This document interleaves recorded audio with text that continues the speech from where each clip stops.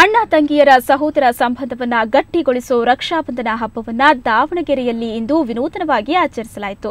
ನಗರದ ಈಶ್ವರಮ್ಮ ಪ್ರೌಢಶಾಲೆಯಲ್ಲಿ ಎಲ್ಲ ವಿದ್ಯಾರ್ಥಿಗಳಿಗೆ ತಿಲಕ ಇಟ್ಟು ಆರತಿ ಬೆಳಗಿ ಸಾಮೂಹಿಕವಾಗಿ ರಕ್ಷಾಬಂಧನ ಕಟ್ಟಿದ್ರು.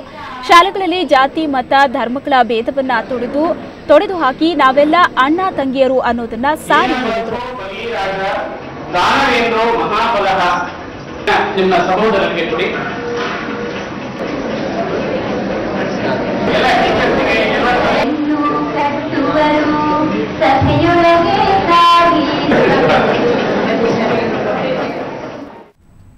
ಇನ್ನು ಹುಬ್ಬಳ್ಳಿಯ ಸಂಸ್ಕಾರ ಶಾಲೆಯ ವಿದ್ಯಾರ್ಥಿಗಳು ರಕ್ಷಾಬಂಧನವನ್ನು ವಿಶೇಷವಾಗಿ ಆಚರಿಸಿದರು.